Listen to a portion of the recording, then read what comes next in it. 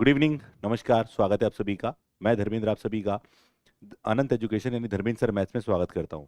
दोस्तों, आज हम जुड़े हैं, आपने थंबनेल देख ही लिया होगा। आज हमारा जो टाइटल है वो है कि अभी तक की जो भी एग्जाम हुई है दिल्ली पुलिस को लेकर, जितनी भी शिफ्ट हुई हैं, उन सभी पर एनालिसिस मैं कई बार करवा चुका हूं दूसरे चैनलों पर। लेकिन मैं आज आपको बताने आया हूं उनमें से जो क्वेश्चंस आए हैं, अपकमिंग जो क्वेश्चन हमारे हो सकते हैं आने वाले शिफ्टों के लिए, आने वाले डेट्स पर, तो वो किस तरह के क्वेश्चन आपके हो सकते हैं। तो उन सभी के लिए मैं आज आपके लाइव सामने लेकर आया हूं। यानी आज हम बात करेंगे एग्जाम एनालिसिस को लेकर, जिसमें हम 14 से लेकर 23 तारीख तक, यानी टोटल 8 दिन में टोटल 24 शिफ्ट हो चुकी हैं अब तक, और 24 शिफ्टों में किस तरह के मैथ्स के क्वेश्चन पूछे गए। यानी 15 क्वेश्चन पर पेपर आपसे पूछे गए। तो किस तरह के क्वेश्चन आपसे अभी तक पूछे गए हैं और आने वाली शिफ्टों में आपसे किस तरह के क्वेश्चन आपसे पूछे जा सकते हैं। तो साथियों, आज की क्लास में आज हम बात करने वाले हैं इसको लेकर। तो कुछ क्वेश्चन मैं आपको बताने वाला हूं कि किस तरह के प्रश्न ऑलरेडी पूछे जा चुके हैं और आने वाले शिफ्टों में किस तरह के क्वेश्चन आपसे पूछे जा सकते हैं। तो मुझे उम्मीद है कि आपको इस सेशन डेफिनेटली पसंद आएगा।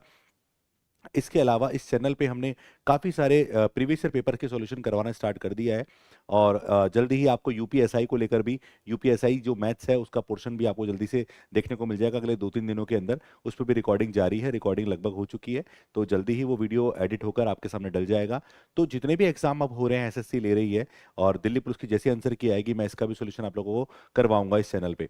तो मैं आप सभी से उम्मीद करूंगा कि अगर आप सभी को ये जो सोल्यूशन है अगर पसंद आ रहे हैं, तो आप हमारे इस चैनल से जुड़ सकते हैं। और आप चैनल पे पहली बार हैं तो चैनल को सब्सक्राइब करके चैनल से आने वाले जुड़ सकते हैं, और आने वाली जो क्लासेस हैं उनके नोटिफिकेशन के लिए आप हमारे बेल आइकन को दबा सकते हैं। जी हाँ, तो मैं कंटिन्यू करूंगा आज की क्लास के अंदर। और अगर किसी बच्चे को हमारा जो मैथ्स का कोर्स पसंद आता है और कोर्स लेने में इंटरेस्टेड है, तो हमारी ऐप है जिसका नाम है अनंत एजुकेशन। ऐप का नाम भी अनंत एजुकेशन है, आपको प्ले स्टोर पे मिल जाएगी और iOS पे भी अवेलेबल है। आप वहां से जाकर मैथ्स का कंप्लीट सिलेबस जो कोर्स है वो आप ले सकते हैं किसी भी एग्जाम को लेकर। ठीक है, लेकिन केवल वो मैथ्स का मिलेगा।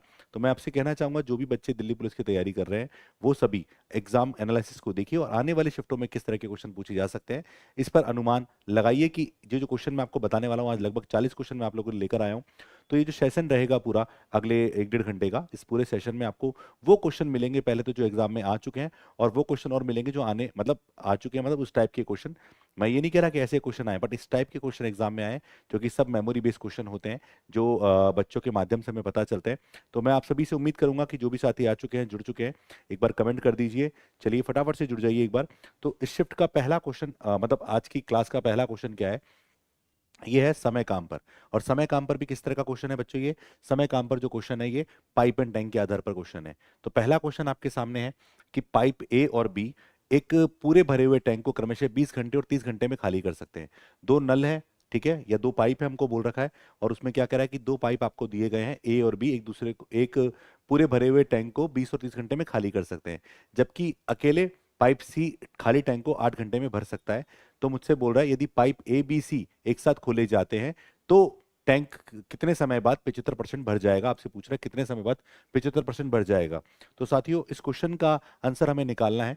तो बहुत सिंपल सा क्वेश्चन है। क्या कह रहा है पहला क्वेश्चन, देखो कि पाइप ए जो है वो भरने का या खाली करने का, तो वो खाली करने का काम कर रहा है। तो ए जो है बच्चों खाली करने का काम कर रहा है, हर 20 घंटे में खाली करता है। अगर हम बी की बात करें तो बी भी यहाँ 20 खाली कर रहा है, कितने घंटे में, 30 घंटे में। लेकिन जब सी की बात करते हैं हम बच्चों, तो सी यहाँ पर क्या कर रहा है, 8 घंटे में उसको भर रहा है। जी हाँ, सी उसको 8 घंटे में भर रहा है। तो सबसे पहले आप तीनों को लिख लीजिए। और यहाँ पर समय काम का क्वेश्चन क्यों बोला मैंने, क्योंकि यहाँ समय भी है और काम भी है, आपको दे रखा है। सबसे पहले लघुत्तम ले लीजिए। तो अगर मैं इस तीनों का लघुत्तम लेता हूं, तो तीनों का लघुत्तम ले लेते हैं 240, क्योंकि तीनों में 200, तीनों का जो भाग जाएगा 240 में जाएगा। कार्य क्षमता निकालते 240 में 20 का भाग लगाया तो 12 बार जाएगा, यानी 12 इसकी कार्य क्षमता, यानी 12 यूनिट ये काम कर सकता है एक बार में। 240 में अगर 30 का भाग लगाया तो 8 जाएगा, इसका मतलब ये 8 यूनिट काम करता है। और 240 में 8 का भाग लगाया तो 30, ये 30 यूनिट काम करता है। पर आप जरा देखना यहाँ पर कि जो सी है वो भरने का काम कर रहा है, बाकी जो दोनों हैं वो खाली करने का काम कर रहे हैं। तो देखो, ए खाली कर रहा है कितना, 12 यूनिट काम कर खाली कर रहा है। बी यहाँ पर 8 यूनिट काम खत्म कर रहा है, यानी खाली कर रहा है। तो कुल मिलाकर 30 यूनिट 20 यूनिट काम वो खत्म कर रहे हैं, यानी नेगेटिव कर रहे हैं। जबकि सी 30 यूनिट काम क्या कर रहा है, पॉजिटिव कर रहा है। तो अगर तीनों को एक साथ चलाया तो यहाँ पर ए और बी का काम तो नेगेटिव है और सी का काम क्या है, यहाँ पर पॉजिटिव है। तो जब तीनों को जोड़ूंगा तो ये दोनों नेगेटिव, तो 30 में से 20 गया तो कितना बचेगा बेटा, 10 यूनिट यहाँ पर काम बचेगा। तो तीनों मिलकर 10 यूनिट काम कर सकते हैं, मुझे ये कहा गया है। आगे मुझे क्या कह रहा है उसको देखते हैं। तो मुझे काम करना है 240, अगर 240 टैंक को भरना है 10 की स्पीड से तो कुल समय कितना लगेगा, तो 240/10। तो पूरे टैंक को भरने में 24 घंटे का समय, 24 आवर्स का समय लगता है, ठीक है। पर यहां पर एक बात समझना, क्या समझना, यहाँ पर 24 घंटे ऑप्शन में है, पहला ऑप्शन है, लेकिन यहाँ पर इंपॉर्टेंट चीज क्या है मेरे भाई, यहाँ पर बोला गया 75% पूछ रहा है, कितना, 75%, तो पूरा नहीं पूछा है, तो आपको 75% ही भरना है। तो 24 घंटे का 75 मतलब 3/4 ही भरना है। तो 3/4 निकाला, 6 6 18, यानी इसका मतलब जो होगा बेटा वो क्या होगा, 18 आवर्स इसका राइट आंसर होगा। यानी क्वेश्चन फर्स्ट का आंसर क्या हुआ, 2, यानी 18 घंटे इसका बच्चों बिल्कुल राइट आंसर है। चलिए बताइए समझ आया कि नहीं आया। तो इस तरह से इस क्वेश्चन को आप कर सकते थे।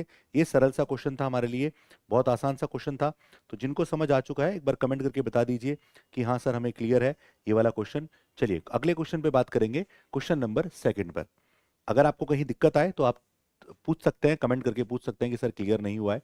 चलिए क्वेश्चन नंबर 2 आपके सामने है, बोल रहा है a+b-c अनुपात b+c-a अनुपात a+c-b, इसका मान 4:5:9 आपको दिया गया है। तो पूछ रहा है एबीसी का मान ज्ञात कीजिए। ये क्वेश्चन अभी अलग अलग शिफ्टों में अलग तरीके से पूछा गया, लेकिन इसको करने का एक सही तरीका मैं आपको बताऊंगा कि जब भी आपको अनुपात के बारे में पूछा जाए तो आप हमेशा ऑप्शन को ट्राई करिए। किसको ट्राई करिए, ऑप्शन को। जैसे कि अगर हम बात करें यहाँ पर एबीसी का रेशियो क्या है, 14 13 9 है। तो अगर हम इस पे बात करें तो अगर मैंने माना ए का मान 14, बी का मान 13 और सी का मान 9 है, तो ये तीनों मान यहाँ पर रखने पर इस पूरी कंडीशन को सेटिस्फाई करेंगे। क्या मतलब है इसका, इसका मतलब ये है कि ए का मान 14, बी का मान 13 और सी का मान 9 उठा के आप इसमें रख दीजिए तीनों में। अब चेक करिए कि तीनों में रखने के बाद वहां पर क्या चेंजेस आ रहे हैं। तो सबसे पहले मैंने ए का मान 14 रखा, एक आइडिया लग जाएगा, बी का मान 13 रखा और सी का मान 9 रखा, तो माइनस का हो गया। तो सॉल्व करो पहले इसको यहीं पर और दो रेशो में काम कर लो, क्योंकि 2 का वैल्यू अगर 4:5 आ रहा है तो हमारा काम सही है। तो बी का मान 13, सी का मान 9 और डी ए का मान 14 है, ठीक है। तो सिंपल करते हैं, 27 में से 9 गया तो कितना बचेगा, 18 हमारे पास ये बचा। और अगर मैं देखूं तो 22 में से 14 गया तो 8 बचेगा। इसका अनुपात किसी भी कंडीशन में 4:5 नहीं होता, यानी जो पहला ऑप्शन है वो मेरा आंसर नहीं होगा। ऐसे ही मुझे अगले ऑप्शन पे चलना है।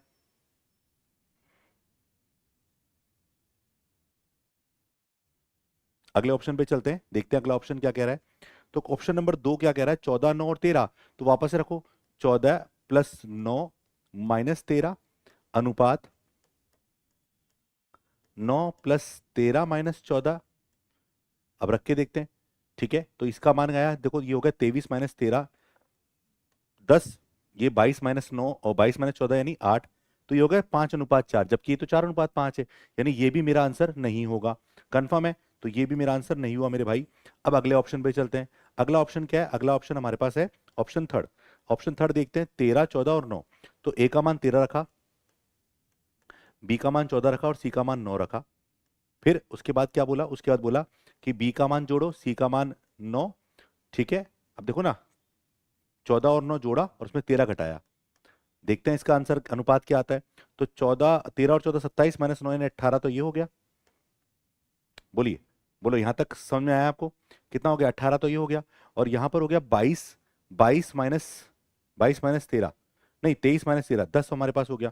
तो ये भी हमारा अनुपात नहीं निकल के आ रहा, तो यानी इसका मतलब है ये भी हमारे काम का नहीं है। अब हम कौन से पे चलेंगे, अब हम चलेंगे चौथे क्वेश्चन पे। और चौथा क्वेश्चन देखते हैं वो हमारा क्या है। चलिए तो इसको चौथा ऑप्शन देखते हैं क्या है, 13 9 और 14। तो 13 और 9, 13 और 9 होते हैं बेटा 22 - 14 यानी हो गया 8, तो ये आ गया 8। और उसके बाद क्या था, बी का मान 9 रखा, सी का मान 14 रखा, ए का मान 13 रखा, घटाओ। तो 23 - 13 यानी 10। तो आप देखो यहाँ पर 4:5 आ रहा है, तो इसका मतलब ऑप्शन क्या है, ऑप्शन डी बिल्कुल सही है। तो आप ऑप्शन से रखिए इस क्वेश्चन को, और ऑप्शन से करोगे तो ही आपको फायदा मिलेगा। मैं आपसे यही कहूंगा कि जब भी आप इस तरह के क्वेश्चन कर रहे हैं, अब मेथड पे अगर बात करें कि सर मेथड से कराओ तो कैसे कराओगे, देखो मेथड के लिए पहले आप इन तीनों कंडीशन को जोड़ लो।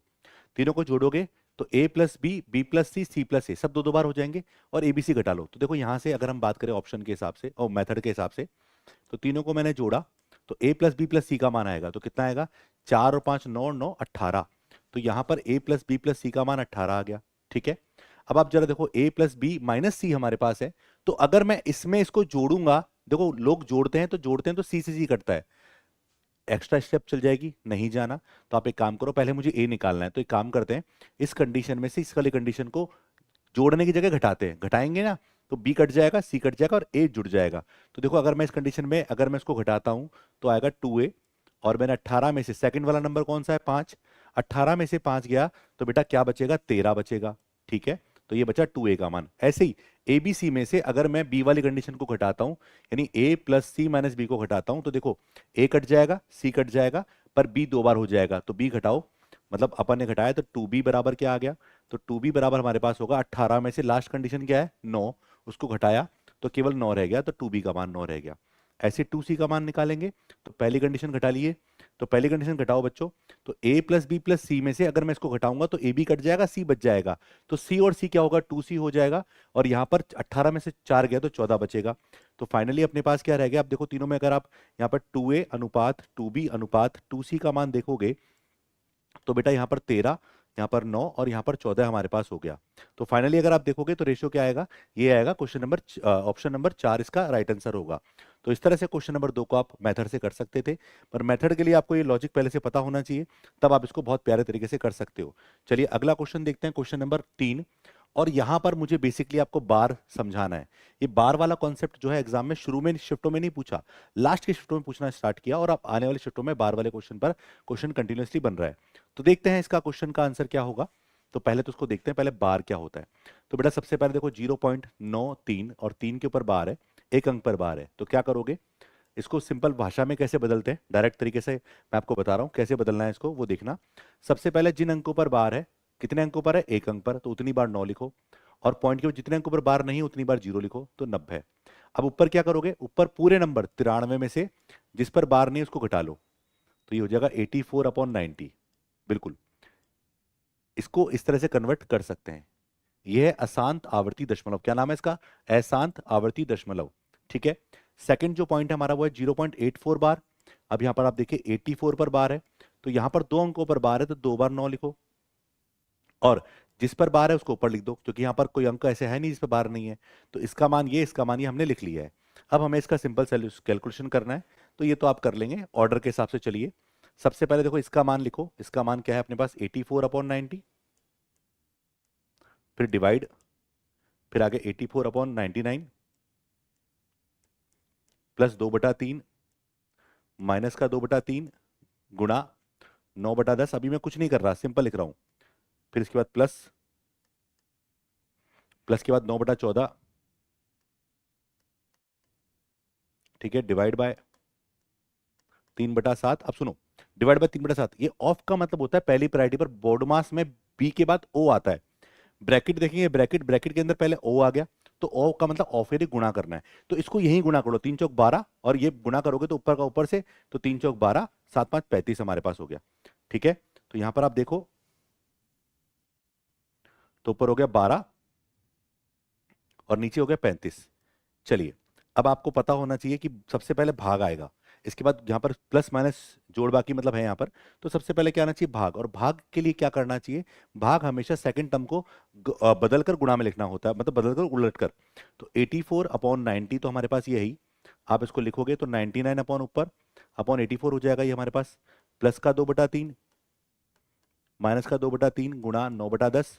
अभी सॉल्व करते हैं इसको, प्लस का सही है ना, गुणा है, ठीक है, और 9/14 गुणा 35/12, जो जो कट रहा है इसको काट दो, 84 से 84 गया, 9 से कटा 11 बार, 9 से कटा 10 बार। चलिए एक पद यहाँ पर आ गया, 11/10 यहाँ आ गया, प्लस 2/3 एज इट इज है, माइनस अभी देखो 2 से कटा 5 बार, 3 से 9 गया 3 बार, तो 3/5 क्योंकि गुणा वाली पहली प्रायोरिटी पर होता है, प्लस इसको देखोगे 3 तिया 9, 3 चौक 12, 7 दूनी 14, 7 5 35, तो 15/8। तो अब क्या करें, अब क्या करेंगे, लघुत्तम लेंगे, इसके अंदर कुछ क्या करेंगे, इसके पास ऑप्शन भी नहीं हमारे पास, तो इसको सिर्फ आप लघुत्तम लीजिए।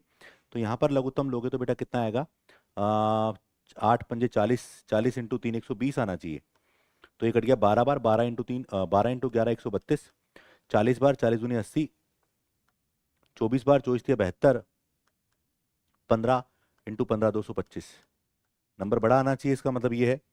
ओके बाकी सब ठीक है, तो आप इसको देखिएगा। अब देखो 132 में से 72 गया तो 60, 60 और 80 140, 140 में जुड़ा तो हो गया 140, इसमें जुड़ेगा तो 365, ये होना चाहिए अपॉन 120। देखो 5 से कट रहा है, 5 से कटा तो नीचे 24 आ गया, 5 सत्ते 35, 5 तिया 15, तो 73/24 यानी ऑप्शन ए इसका सही जवाब है। तो क्वेश्चन नंबर 3 का आंसर क्या आया मेरे बच्चों? ए इसका राइट आंसर है। तो इस तरह से इस क्वेश्चन को आप कर सकते थे, बड़ा ही प्यारा क्वेश्चन है, साधारण सा क्वेश्चन था। बस ये ध्यान रखिए बार वाले क्वेश्चन अभी आने वाली शिफ्टों में आपसे पूछे जा सकते हैं। चलिए अगला क्वेश्चन, क्वेश्चन नंबर 4 क्या कह रहा है? वाई की धनराशि समान वार्षिक साधारण ब्याज दर पर 3 वर्ष के बाद 8,283 रुपए, और क्या बोल रहा है 7 वर्ष के बाद, आपको बोल रहा है 7 वर्ष के बाद 10,527 रुपए हो जाती है। ये क्वेश्चन केवल दिल्ली पुलिस में नहीं, एसएससी जीडी की, एसएससी एमटीएस, ये जो आने वाले एग्जाम्स हैं ना उन सब में आपसे पूछा जा सकता है। ये क्वेश्चन काफी इंपॉर्टेंट है, इजी भी है, क्योंकि यहाँ पर पर्टिकुलर एक जो कॉन्सेप्ट है वो लागू होता है। कॉन्सेप्ट क्या लागू होता है? देखो यहाँ पर लिखा हुआ है हो जाती है। इसका मतलब क्या है? इसका मतलब ये है मेरे बच्चों कि यहाँ पर आपको मिश्रधन की बात कर रहा है। किसकी बात कर रहा है? ये बात कर रहा है मिश्रधन की। किसकी बात कर रहा है? मिश्रधन की। तो आपको 3 वर्ष का मिश्रधन दे रखा है, एज वेल एज आपको 7 वर्ष का मिश्रधन दे रखा है। तो बेटा 3 वर्ष का जो अमाउंट है वो कितना है? वो है 8,283 रुपए। जबकि 7 वर्ष का अमाउंट क्या है? इस क्वेश्चन को समझना, इससे काफी सारी चीजें आपको मिलेंगी। 10,527 रुपए। ये दोनों अमाउंट है। अमाउंट यानी मिश्रधन। मिश्रधन क्या होता है मेरे भाई? मिश्रधन होता है मूलधन प्लस ब्याज। ब्याज कितना? जितने साल का मिश्रधन है। तो यहां पर आप देखिए ये कितने साल का मिश्रधन है? 3 साल का। ये कितने साल का मिश्रधन है? 7 साल का। तो जितने साल का मिश्रधन होता है उतने ही साल का यहां पर क्या होता है? ब्याज भी होता है। तो इसके पास 3 साल का ब्याज, इसके पास 7 साल का ब्याज, पर मूलधन दोनों में समान है। तो बेटा अंतर क्या है? अंतर केवल 4 साल का है, और 4 साल में भी किसका? केवल ब्याज का। तो आप बोलोगे सर जब इसको इसमें घटाऊंगा तो यहाँ पर जो डिफरेंस आएगा वो आएगा 4 साल का, और 4 साल में भी कौन सा ब्याज? केवल साधारण ब्याज। तो घटाया, 7 में से 3 गया तो 4, बड़ा नंबर में से घटा रहा हूं, 12 में से 8 गया तो 4, और 102 में 104 में से 82 गया तो 22, तो 2244 रुपए ब्याज आ गया। कितने साल का? 4 साल का। ठीक है, अब मुझे 4 साल का ब्याज ये आया। तो बेटा 1 साल का ब्याज क्या आएगा? 1 साल का ब्याज जो आएगा वो सीधा सीधा 4 का भाग लगाओ, तो 2244 बटा 4, तो 4 से भाग लगाया, 4 पंजे 20, 2 बचा, 4 6 24, 4 एकम 4। आपको एक बात पता होनी चाहिए कि सिंपल इंटरेस्ट हमेशा समान होता है। हमेशा समान का मतलब हर वर्ष समान मिलता है। अगर प्रिंसिपल सेम है, रेट सेम है, तो सिंपल इंटरेस्ट बच्चों हमेशा समान मिलता है और मिलेगा ही मिलेगा। तो 1 साल का ब्याज निकल कर आ गया। ठीक है, अब यहां पर कितने साल का ब्याज है? 3 साल का ब्याज है, क्योंकि 3 साल का मिश्रधन है। तो 3 साल का ब्याज निकालकर पूछ क्या रहा है? पहले देखो, मुझसे पूछ रहा है वाय का मान, यानी वाय राशि जो थी ना, मूलधन का मान पूछ रहा है। तो मेरे भाई 3 साल का ब्याज निकालेंगे तो फॉर इंटरेस्ट 3 इयर्स, तो 3 गुणा 561 हमने किया, तो यहां पर आएगा 3 एकम 3, 6 तिया 18 का 8, हासिल 1, तो 1683 रुपए 3 साल का यहां पर हमारे पास क्या हो गया बच्चों? ब्याज निकल कर आ गया। अब मूलधन यानी वाय का मान क्या होगा? तो मिश्रधन 3 साल का कितना है? 8283 रुपए। उसमें से 1683 रुपए जो हमारा ब्याज है 3 साल का वो घटाया, तो आया 6600 रुपए। यानी यहां पर क्या आ गया? मूलधन आ गया 6600 रुपए। क्वेश्चन का आंसर आया 2 नंबर का, इसका आंसर आ गया है। तो इस तरह से क्वेश्चन नंबर 4 का आंसर क्या है बेटा? 2 इसका राइट आंसर है, 6600 रुपए। क्लियर है आपको ये बात? अब एक छोटी सी बात, अगर सर कभी रेट निकालनी हो तो कैसे निकालें? तो बेटा रेट निकालने का सबसे बढ़िया तरीका क्या होता है? 1 साल का ब्याज कितना है? 561 रुपए। 1 साल का ब्याज किस पर ब्याज है? मूलधन पर। तो ऐसे रेट निकाल सकते हैं। तो 561 6600 पे ब्याज है, गुणा 100, ये लो, ये कट गया, और इसको काट दो 11 से, 11 5 55, 11 एकम 11 बटा 6, और इसको और काट लो, 3 से काटो, 17/2, तो रेट क्या आ गई? 8.5% अगर पूछे तो ये इसकी रेट निकालने का तरीका हो गया है। तो मैं आपसे उम्मीद करूंगा कि अगर आपको समझ आ रहा है तो कमेंट करके जरूर बताएं कि सर बिल्कुल क्लियर है। ठीक है, आप कमेंट करके जरूर बताएं कि आपको क्लियर हो रहा है कि नहीं हो रहा। तो क्वेश्चन नंबर 4 उसका आंसर हमारा ये हो गया है। चलिए क्वेश्चन नंबर 5 की बात करते हैं। क्वेश्चन नंबर 5 क्या है? 120 मीटर, 182 मीटर या 218 मीटर भुजाओं वाले एक त्रिभुजाकार मैदान का क्षेत्रफल उस आयताकार बगीचे के क्षेत्रफल के बराबर है जिसकी भुजाओं का अनुपात 14:13 है। तो बगीचे का परिमाप क्या होगा? मुझसे पूछ रहा है। दोबारा मैं बोल रहा हूं, सुनना मेरी बात। यहाँ पर एक त्रिभुजाकार मैदान है जिसकी भुजाएं आपको दे रखी है। ठीक है, इस मैदान का क्षेत्रफल, एक आयताकार बगीचा, एक गार्डन है आयताकार, उसके बराबर है, एरिया के बराबर है, दोनों का एरिया बराबर है। और जो आयताकार मैदान है यानी आयताकार जो बगीचा है, गार्डन है, उसकी जो भुजाएं हैं वो 14:13 के अनुपात में है। तो बगीचे के परिमाप क्या होगा? सबसे पहले त्रिभुज का क्षेत्रफल देखो, तीनों भुजाएं अगर आपके पास हो और तीनों भुजाएं समान ना हो तो समबाहु वाला फॉर्मूला नहीं लगेगा। तीनों भुजाएं आपके पास है, चाहे भुजाएं समान हो या ना हो, आप हीरोन्स फॉर्म लगा सकते हैं। जैसे कैसे अगर हम बात करें भाई, सबसे पहले हीरो का फॉर्मूला लगाना, तो एस का मान निकालना है। तो एस का मान क्या होता है, तीनों को जोड़ दो, 120 प्लस 182, तो 302 तो हमारा ये हो गया, प्लस 218, 302 में अगर हमने 18 218 जोड़ा तो 520 हो गया, 520 बटा 2 यानी 260 हमारे पास हो गया। तो ये हमारे एस का मान आ गया। एरिया का फॉर्मूला क्या होता है, हीरोन्स का फॉर्मूला क्या होता है, त्रिभुज का एरिया एस यानी 260, सीधा लिख रहा हूं मैं, एस माइनस ए, पहला पद घटाओ 140, दूसरा पद घटाओ, तो इसको घटाओगे तो 200 में से 18 कम ये, और ये 60 ज्यादा 78, उसको घटाया तो 42 हमारे पास हो गया। तोड़ लो, फोड़ लो, जोड़ लो, तोड़ के लिखो, 26 गुणा 10, क्योंकि रूट से बाहर निकालना है, 14 गुणा 10, 26 थी 78 होता है सेम नंबर में, और 14 थी 42 होता है। चलो अब देखो क्या क्या बाहर आ रहा है, 26 दो बार है, रूट से बाहर आ जाएगा, 10 दो बार है, रूट से बाहर आ जाएगा, 14 दो बार है, रूट से बाहर आ गया, और 3 दो बार है, रूट से, देखो 26 दो बार है बाहर आ गया, 10 दो बार है बाहर आ गया, 14 दो बार है बिल्कुल बाहर आ गया, और 3 दो बार है बाहर आ गया। तो ये हमारा एरिया आ गया त्रिभुज का। अब मुझे क्या बोल रहा है, इस बात को पढ़ो, मुझे मेरे भाई ये कह रहा है कि त्रिभुज का एरिया उस आयताकार मैदान के बराबर है, ठीक है, उस आयताकार मैदान के बराबर है। अब उसको दोनों को बराबर करना है। देखो आयत की लंबाई कितनी है 14, और और चौड़ाई कितनी है 13, तो यहाँ पर अनुपात में है।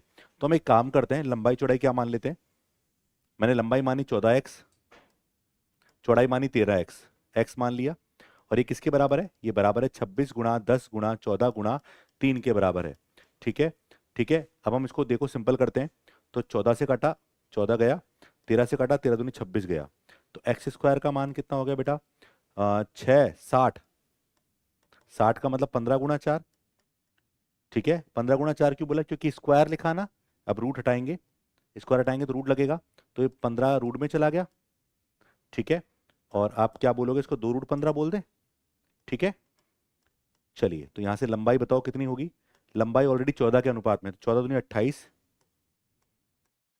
रूट 15, चौड़ाई कितनी होगी, लंबाई तो 14 के रूप में थी, और 13 दूनी 26, तो 26 रूट 15। चलिए ये मेरे का लंबाई गुणा और लंबाई चौड़ाई का मान आ गया। तो पेरीमीटर पी का मान निकालना है, पी क्या होता है, 2 गुणा लंबाई प्लस चौड़ाई, तो 28 रूट 15 प्लस 26 रूट 15, तो 2, 28 तो 26 होता है 54, 54 रूट 15, 54 दूनी 108, 108 रूट 15 इसका राइट आंसर हो जाएगा। तो यहाँ पर आंसर आएगा ऑप्शन थर्ड। तो इस तरह से इस क्वेश्चन नंबर 5 का आंसर निकाल सकते हैं आप। तो इसका आंसर क्या आएगा बेटा, थर्ड वाला इसका राइट आंसर हो जाएगा। तो ये क्वेश्चन को निकालने का बिल्कुल सही तरीका है, प्रॉपर तरीके से आंसर निकाला है।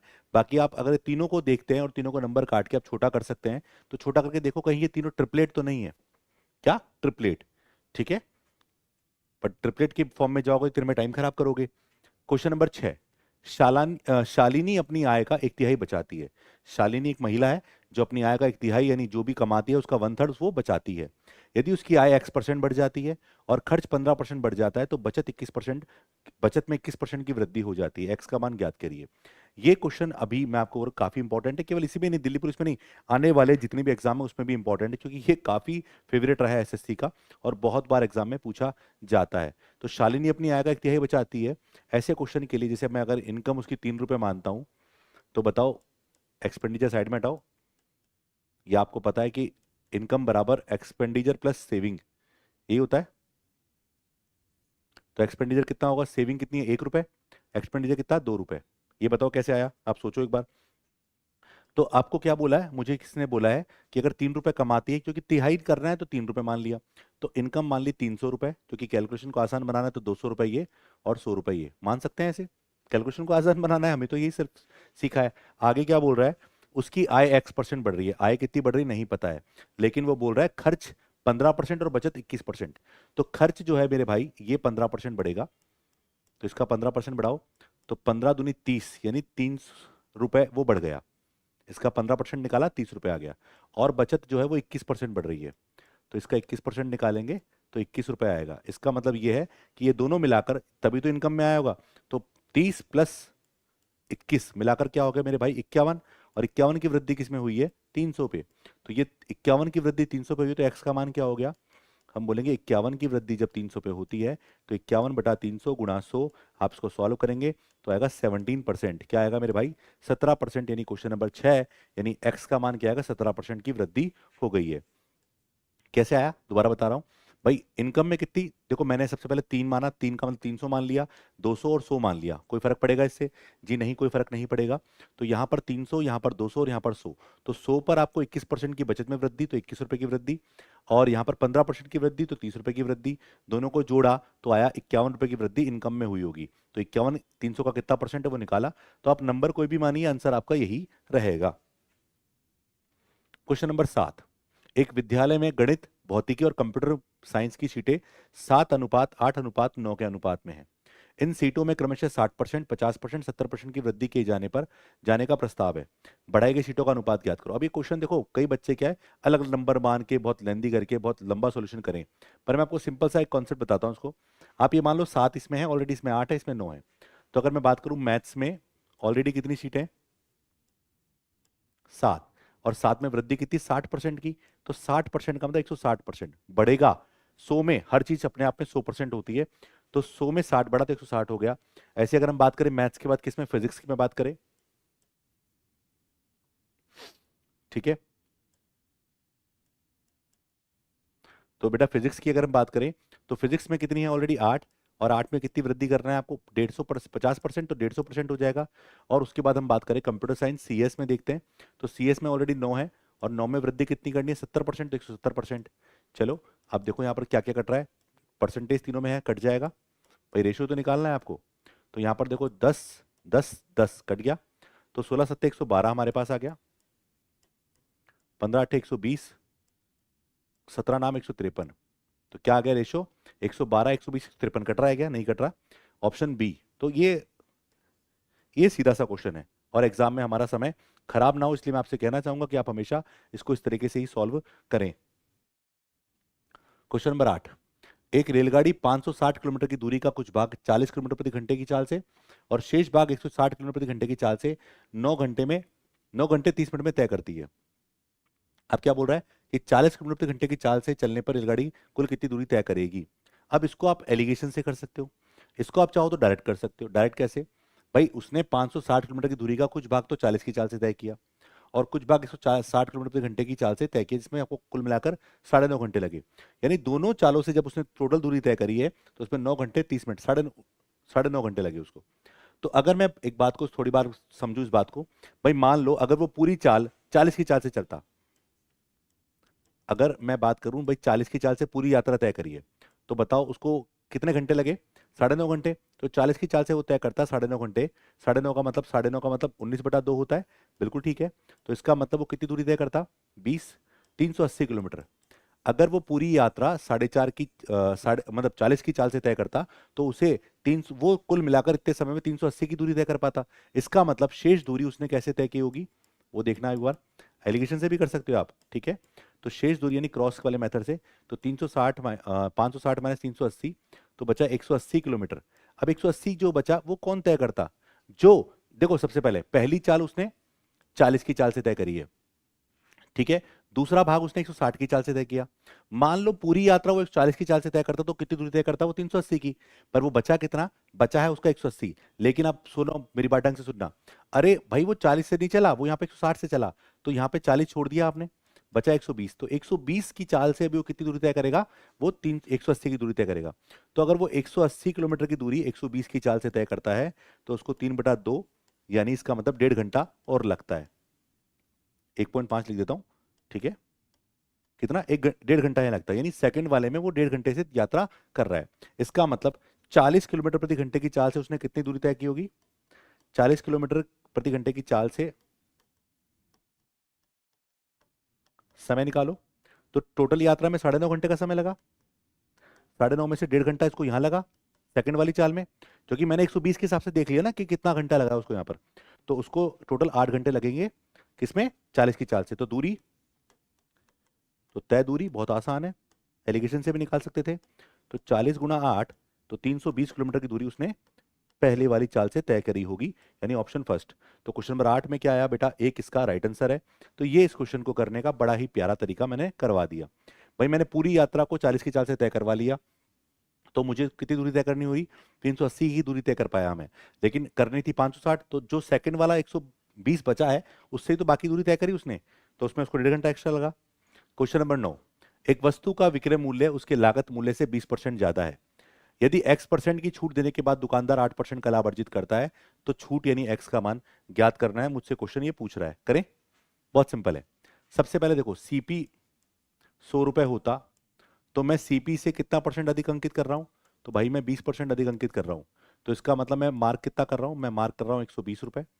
और यहां पर अंकित मूल्य पर, अब देखो छूट पूछ रहा है, एक्स कितना देना है वो नहीं पता, लेकिन अब एक बात बताइए, अगर मैं पूरी कंडीशन देखता हूं तो मुझे सीपी पर प्रॉफिट कितना हो रहा है, 8% का। समझना इस बात को, 8% का मतलब 108 में मैंने इसको बेचा होगा। यानी जो चीज मेरी 100 रुपए की थी क्रय मूल्य पर, क्योंकि लाभ तो हमेशा कॉस्ट पर होता है, तो लाभ हमेशा कॉस्ट पर होता है, तो 100 रुपए वाली चीज मैंने 108 में बेची, तो इसका मतलब यहां पर मैंने कम कितना किया होगा, तो बेटा मैंने कम किया 12 रुपए, तो एक्स का मान होगा 12 की छूट दी है किस पर, 120 पर, तो 12/120 गुणा 100, तो आप सर बड़े प्यार से बोलोगे कि 10% यहाँ पर छूट मिली है, तो एक्स का मान क्या हुआ बेटा, क्वेश्चन नंबर 9 का आंसर क्या हुआ, 4, यानी यहाँ पर इसका आंसर ये हमारा निकल कर आ गया है।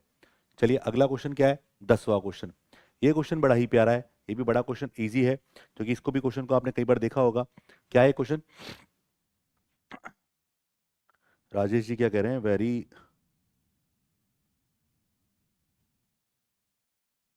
Rajesh ji thank you so much, thank you so much Rajesh ji. आगे देखो क्या कह रहा है, क्वेश्चन नंबर 10, कि कोई धनराशि वार्षिक रूप से संयोजित होने पर चक्रवृद्धि ब्याज पर 5 वर्ष में स्वयं की दोगुनी हो जाती है। कितने वर्ष में, 5 वर्ष में। अब ये क्वेश्चन लैंग्वेज बेस्ड क्वेश्चन है, ठीक है। कितने वर्षों में स्वयं की 4 गुनी हो जाएगी, पूछ रहा है 4 गुनी। तो देखो सबसे पहले इस लाइन को समझो कि 1 रुपए को अगर मैं 5 साल निवेश करता तो वो राशि स्वयं की 2 गुनी हो रही है। यानी 1 रुपए अगर 2 साल 5 साल लगाए तो 1 का दुगना 2 रुपए हो गया, और अगर मैं 2 रुपए को 5 साल और लगाता, मुझे 4 गुना चाहिए, तो जितना गुना आपसे पूछा है ना वो सीक्वेंस में मिलेगा ही मिलेगा।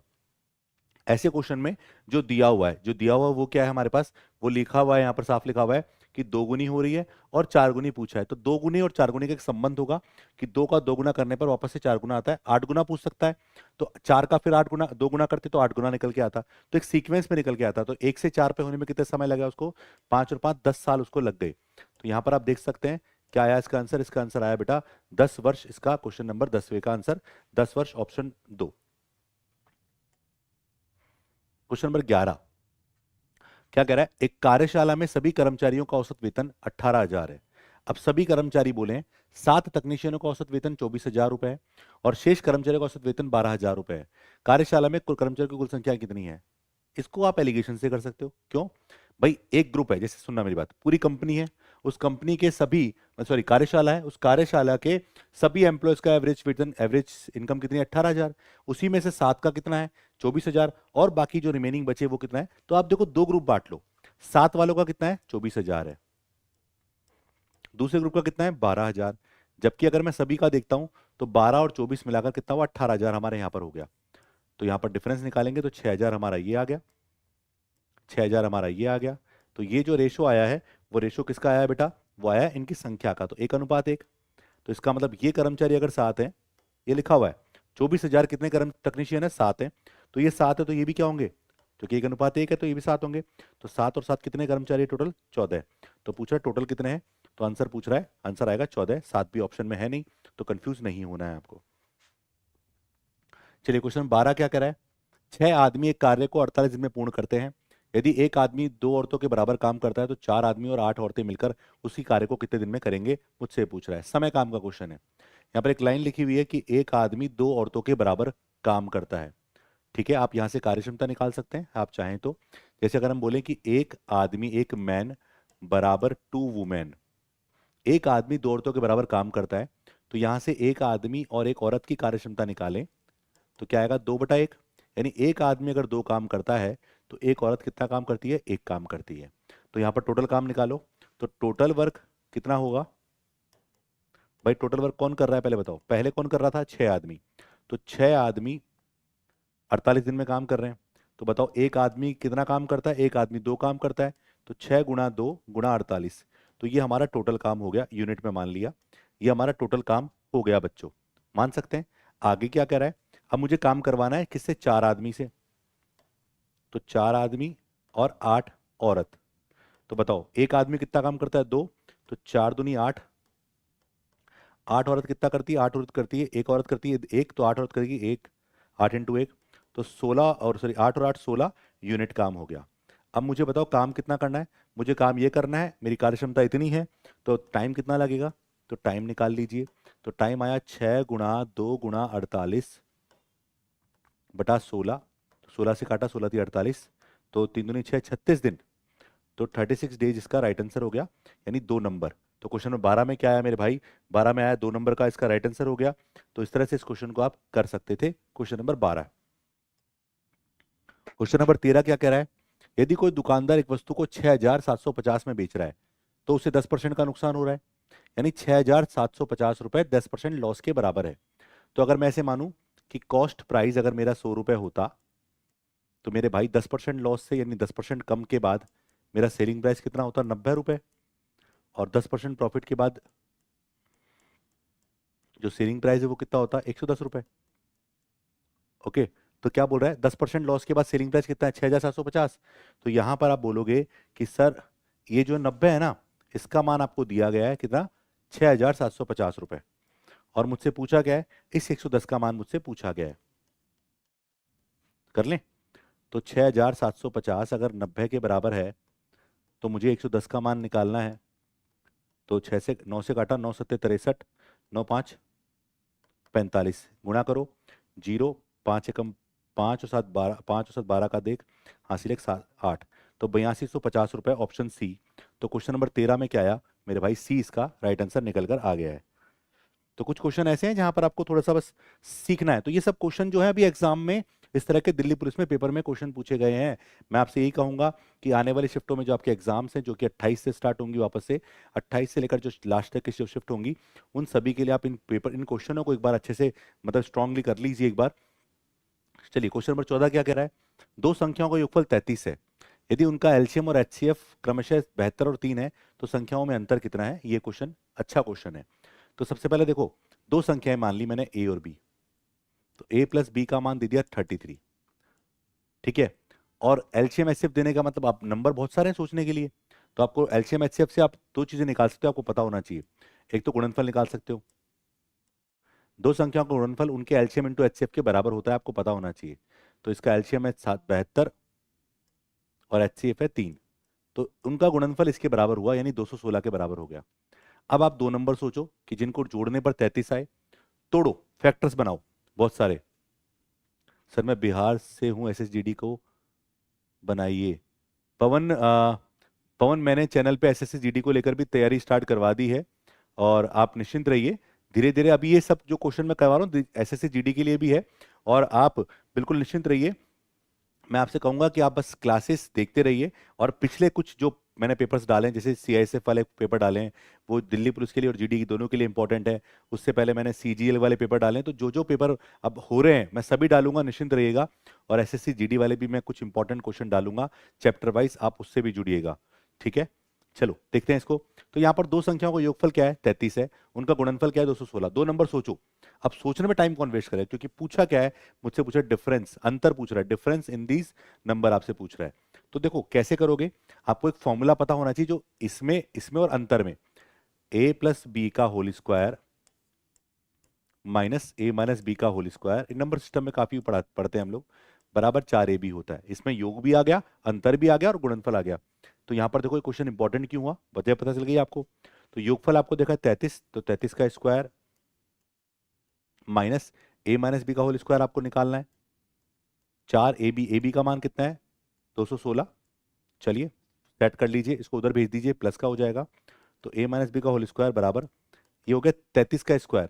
अब 33 का स्क्वायर अगर आपको नहीं आता तो वैसे मैं आपको बता दूं, 1089 हमारे पास 33 का स्क्वायर होता है। ये इसको 4 से गुणा किया तो 864 हमारे पास हो गया। तो फाइनली बचेगा 225। क्या बचा, 225 हमारे पास हो गया। तो यहाँ पर a माइनस बी का होल स्क्वायर बराबर 225, तो a माइनस बी बराबर 15। ठीक है, माइनस का लेना नहीं है, तो अंतर पूछ रहा है आपसे, तो 15 इसका आंसर होगा।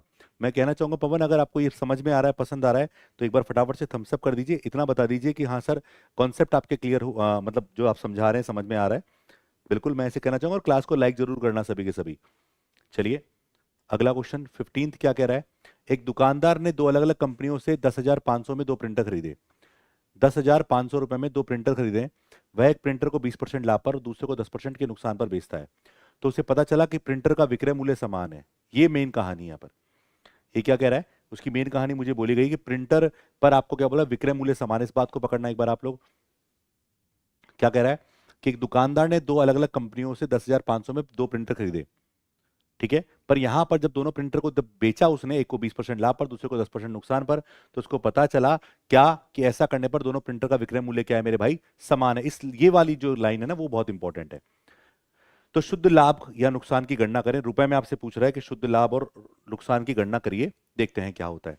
हाँ मैं आपसे कहना चाहूंगा, अगर आपको इस पेपर की जो मैंने करवा रहा हूँ सामने, इसकी अगर आपको पीडीएफ चाहिए तो मेरा टेलीग्राम चैनल है धर्मेंद्र सर मैथ्स, जिसका लिंक डिस्क्रिप्शन में आपको मिलेगा, वहां से आप जुड़ जाइए, वहां पर आपको इसकी पीडीएफ आपको अवेलेबल हो जाएगी।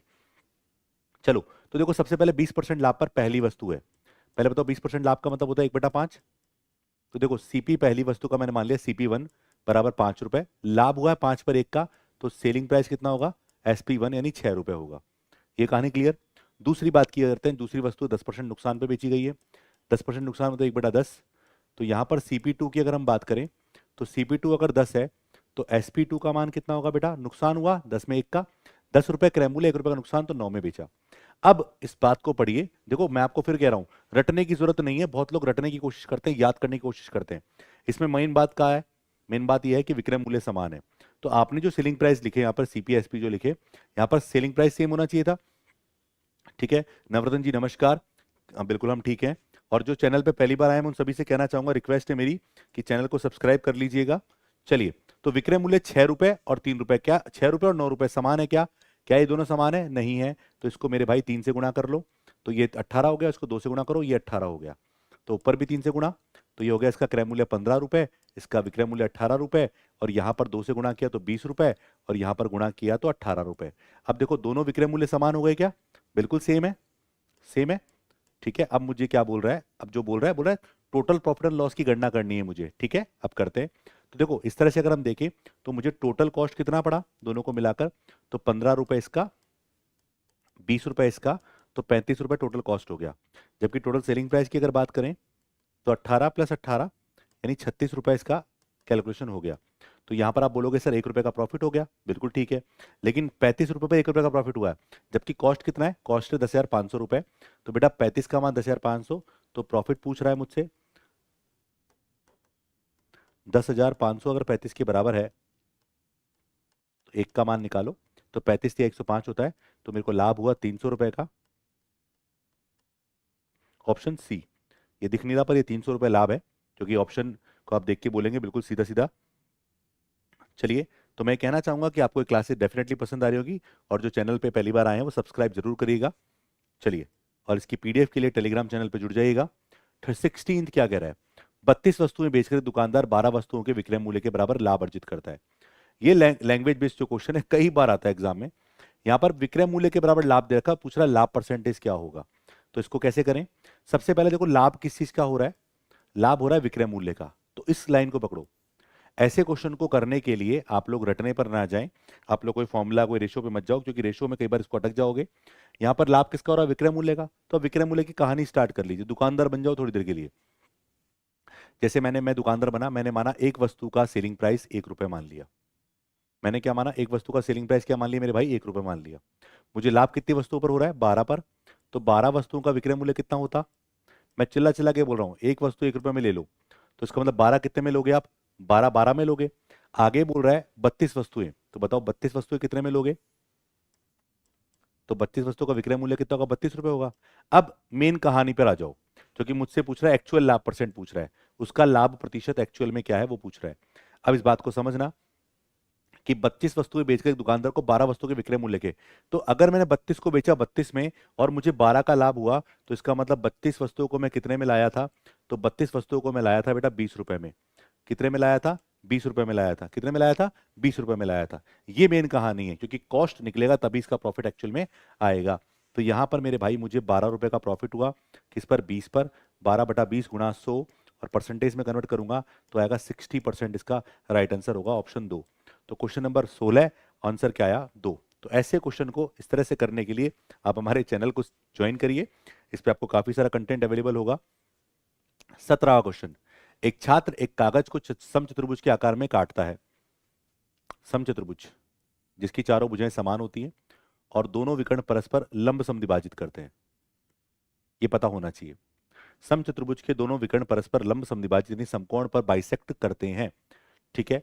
आगे बोल रहा है जिसकी भुजाओं की माप 5 है। अगर सारी भुजाएं 5 है, क्योंकि माप समान है, तो सारी भुजाएं क्या है बेटा? 5-5 समान होती है। आगे बोल रहा है और छोटे विकर्ण की माप 6 सेंटीमीटर। तो छोटा विकर्ण कौन सा है मेरे भाई? छोटा विकर्ण ये वाला है। तो छोटा विकर्ण अगर 6 है तो ये आधा हिस्सा 3 होगा, ये 3 है तो ये भी 3 होगा। चलिए, अगर आपने थोड़ा बहुत भी ट्राइंगल पढ़ा है और ट्रिपलेट पढ़ा है तो क्या पढ़ा होगा? आपने पढ़ा होगा कि ये एक ट्रिपलेट मतलब समकोण त्रिभुज बन रहा है, क्योंकि विकर्ण समकोण पर काटते हैं। तो 3 5 कर्ण है, तो यहाँ पर ये होगा 4।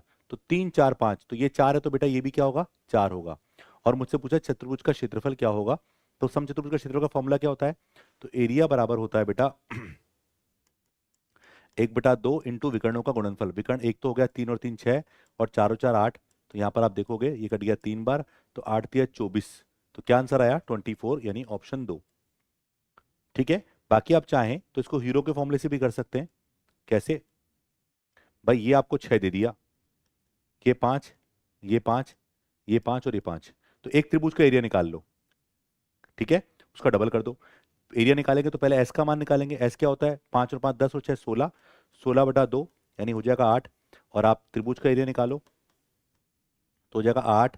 8 में से 5 गया तो 3, 8 में से 5 गया तो 3, 8 में से 6 गया तो 2। तो 16, 16 का रूट 4, 4 गुणा 3।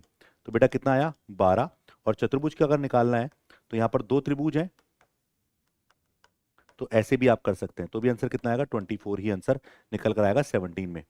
ठीक है। और नवरतन जी बिल्कुल आपका सही है, अगर आपका इसी क्वेश्चन का जवाब है तो ये 18th। एक रूम कूलर का अंकित मूल्य 4,500 रुपए है और 15% ऑफ सीजन छूट पर उपलब्ध है। यदि दुकानदार ने एक और छूट देकर कूलर को 3519 रुपए में बेचा तो दूसरी छूट क्या है? मुझसे पूछ रहा है। यानी इस क्वेश्चन की अगर मैं बात करूं तो ये क्वेश्चन भी बेटा बड़ा प्यारा है, मजेदार क्वेश्चन है, अच्छा क्वेश्चन है। देखो कैसे करेंगे। सबसे पहले 4500 रुपए अंकित मूल्य है, उस पर आपने 15% की छूट दी। तो यहाँ पर 15% की छूट दी तो आपने इसको 15% कम किया होगा। तो 15% कम छूट निकालोगे तो 15% छूट कितना हुआ? 0 कट गई। 15 5 75, कैरी 3, कैरी 3 क्या 75 यानी 7। तो 675 रुपए में हमने इसके छूट दे दी इस पे। अब कम करो तो कितना हो गया? 25 तो हमारा एक रह गया। ठीक है। और अगर हम देखें 44 में से अगर 6 घटाए तो 38 हमारे पास ही हो गया। यानी अभी हम 15% छूट के बाद 3825 में इसको बेच रहे हैं, लेकिन मुझे दूसरी छूट भी देनी है। और दूसरी छूट भी देकर हम इसको कितने में बेच रहे हैं? हम बेच रहे हैं इसको 3519 रुपए में। तो बताओ कितने रुपए और कम कर दिए? तो 25 में से 19 गया तो 06 तो हमारा ये बच गया। 38 में से गया तो 306 रुपए हमारा डिस्काउंट हमने दे दिया। तो दूसरा डिस्काउंट जो था वो हमारा 306 रुपए और था। मुझे वही डिस्काउंट, अब ये जो डिस्काउंट सेकंड वाला मिला ना, वो केवल इस पर मिलेगा। ठीक है। तो दूसरी छूट पूछ रहा है।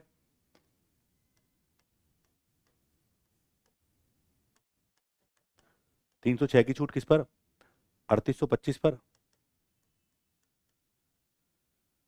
गुणा 100। 25 से काटा 25 चौक 100। 25 से काटा 25 दिया 25 से कम 25, कितना बचा? ये बचा हमारे पास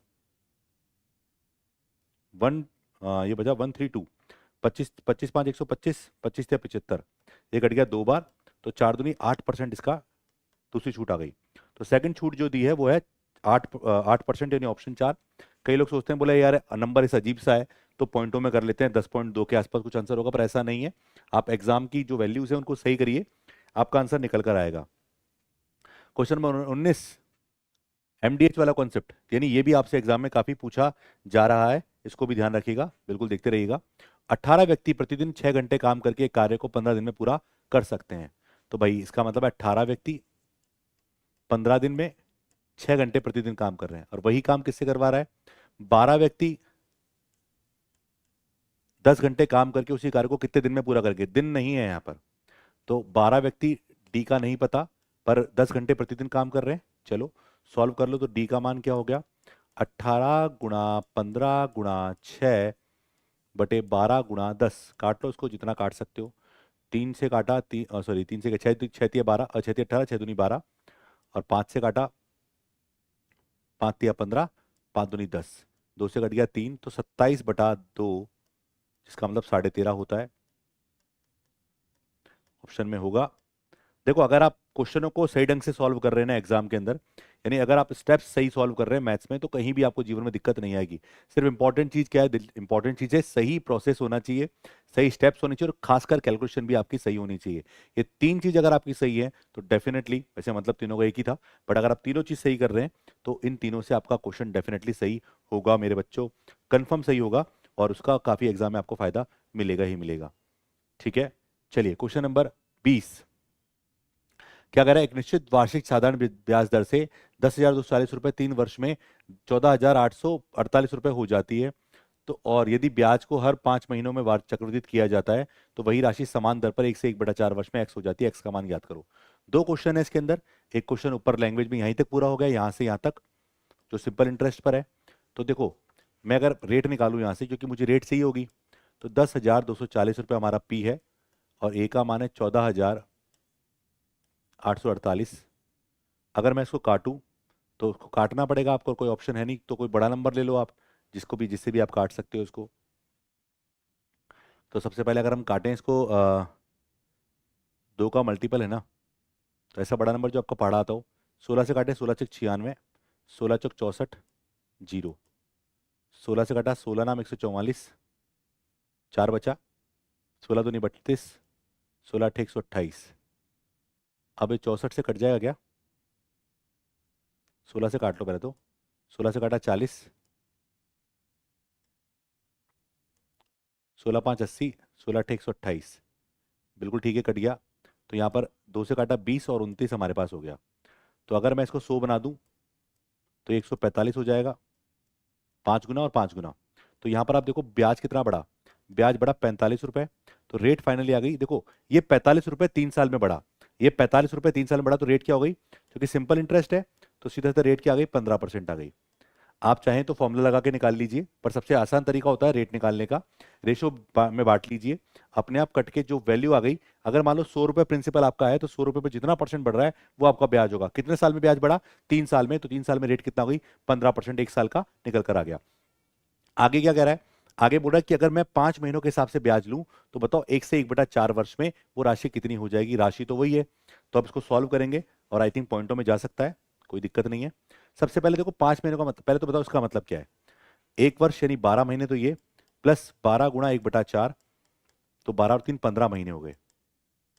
कितने, 15 महीने। और अगर आप हर 5 महीनों में पैसा ले रहे हैं तो 15 महीनों के हिसाब से 3 बार आपको पैसा मिलेगा। जी बिल्कुल, तो हर 5 महीने में आप पैसा लीजिए, 5 मंथ, 5 मंथ और 5 मंथ।